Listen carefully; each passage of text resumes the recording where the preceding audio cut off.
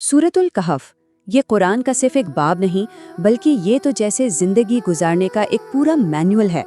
इसमें 4 ऐसी कहानियां हैं जो हमें जिंदगी की सबसे बड़ी सबसे मुश्किल आजमाइशों से निपटने का तरीका बताती हैं। तो आइए आज हम मिलके इन कहानियों में छुपी हुई गहरी हिकमत को समझते हैं। अच्छा, एक सवाल है, जिंदगी में वो कौन सी 4 सबसे बड़ी आजमाइशें हैं जिनका सामना किसी भी इंसान को करना पड़ सकता है? ये एक ऐसा सवाल है जो हम सब कभी ना कभी सोचते हैं, और मजे की बात यह है कि सूरतुल कहफ न सिर्फ इन 4 बड़ी आजमाइशों को बताती है बल्कि इनसे बचने का रास्ता भी दिखाती है। तो हम क्या करने वाले हैं?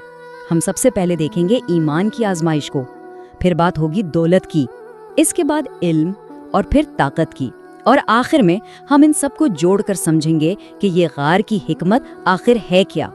तो चलिए शुरू करते हैं सबसे पहली और शायद सबसे बुनियादी आजमाइश से, यानी ईमान की आजमाइश। जब किसी का अकीदा, उसका यकीन पूरे माशरे के खिलाफ हो तो फिर क्या होता है? इसका जवाब हमें असहाबे कहफ यानी गार वालों की कहानी में मिलता है। ये कहानी कुछ ऐसे नौजवानों की है जिन्होंने अपने माशरे के झूठे खुदाओं को मानने से इनकार कर दिया।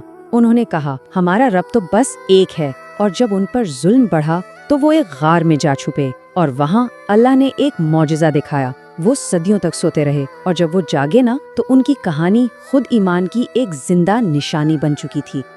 और जरा इनकी दुआ सुनिए। जब हर तरफ अंधेरा था, जब कोई रास्ता नहीं था, उन्होंने क्या मांगा? उन्होंने कहा, ए हमारे रब, हम पर अपनी रहमत नाजिल फरमा और हमारे मामले में रहनुमाई फरमा। ये भरोसा है कि जब सारे रास्ते बंद हो जाएं, तब भी अल्लाह का रास्ता खुला होता है। तो इससे हमें क्या पता चलता है? यही कि ईमान की आजमाइश में सबसे बड़ी ढाल, सबसे बड़ी ताकत अच्छे दोस्त, नेक लोग होते हैं। वो नौजवान अकेले नहीं थे, वो एक दूसरे का सहारा थे, और इसी वजह से वो डटे रहे। अच्छा, ईमान के बाद आती है दूसरी बड़ी आजमाइश, और वो है दौलत की। जब किसी के पास सब कुछ आ जाता है तो वो शुक्र करता है या तकब्बुर? इसका जवाब हमें 2 बागों वाली मशहूर मिसाल से मिलता है। ये कहानी एक ऐसे आदमी की है जिसे अल्लाह ने सब कुछ दिया था, 2 हरे भरे फलों से लदे बाग, लेकिन वो इस दौलत के नशे में ऐसा चूर हुआ कि गुरूर में मुब्तला हो गया। अपने गरीब दोस्त से कहने लगा कि मेरी ये सल्तनत तो कभी ख़त्म ही नहीं हो सकती। उस दोस्त ने बहुत समझाया कि भाई अल्लाह का शुक्र करो, लेकिन वो नहीं माना। और फिर क्या हुआ?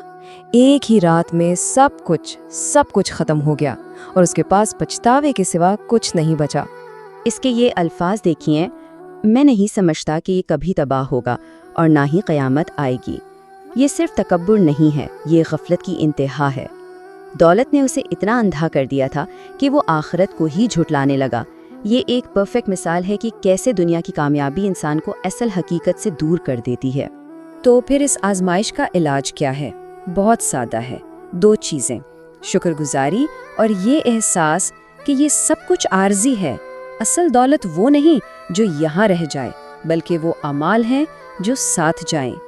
अब आते हैं तीसरी आजमाइश पर, और ये शायद सबसे मुश्किल आजमाइश है। ये है इल्म की आजमाइश।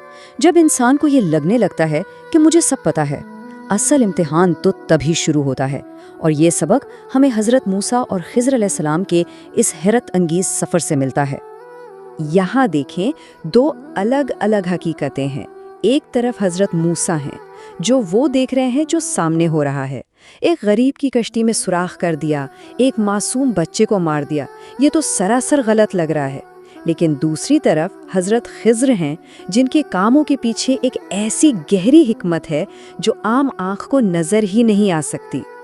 और आखिर में हज़रत खिज़र के ये अल्फाज, और मैंने ये सब अपनी मर्जी से नहीं किया।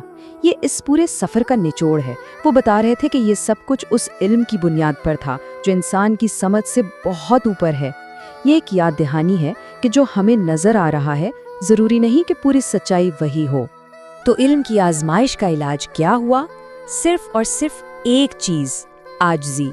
ये तस्लीम कर लेना कि हमारा इल्म बहुत महदूद है, और ये भरोसा रखना कि अल्लाह की हिकमत हमारी समझ से कहीं ज़्यादा वसी है। और अब हम पहुँचे हैं आखिरी और चौथी आजमाइश पर, ताकत की।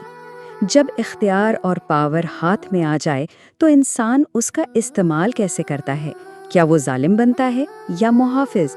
اس کی بہترین مثال ہمیں ذوالقرنین کے عظیم سفروں میں ملتی ہے۔ ذوالقرنین ایک بہت ہی طاقتور اور نیک حکمران تھے۔ ان کے سفر مشرق سے مغرب تک تھے۔ جہاں بھی گئے انہوں نے انصاف قائم کیا، ظالم کو سزا دی اور مظلوم کی مدد کی۔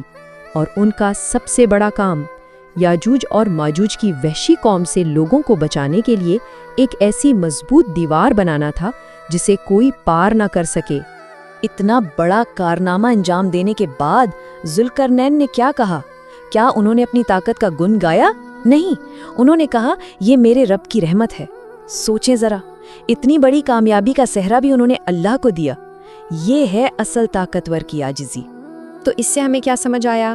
یہی کہ طاقت کا امتحان کیسے پاس کیا جاتا ہے۔ اس کا علاج یہ ہے کہ اسے خدمت، انصاف اور کمزوروں کی حفاظت کے لیے استعمال کیا جائے۔ اصل لیڈرشپ دکھاوا نہیں، ذمہ داری کا نام ہے۔ تو اب ان چاروں کہانیوں کو ایک ساتھ رکھتے ہیں۔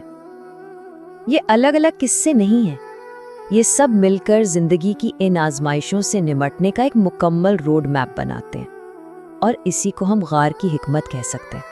یہاں اسکرین پر دیکھیں، یہ اس ساری گفتگو کا خلاصہ ہے۔ ایمان کی آزمائش کا حل ہے نیک صحبت، دولت کی آزمائش کا علاج ہے شکر گزاری، علم کا امتحان صبر اور بھروسے سے پاس ہوتا ہے، اور طاقت کی آزمائش انصاف اور خدمت سے۔ یہ وہ 4 ستون ہیں جن پر ایک کامیاب زندگی کی عمارت کھڑی ہوتی ہے۔ تو جاتے جاتے ایک سوال سب کے لیے، آج کے اس دور میں، اس ماڈرن دنیا میں، ایمان، دولت، علم اور طاقت، ان چاروں میں سے کون سی آزمائش سب سے بڑی ہے، سب سے مشکل ہے؟ اس کا جواب ڈھونڈنا ہی شاید اس سورت کی حکمت کو اپنی زندگی میں اپنانے کا پہلا قدم ہے۔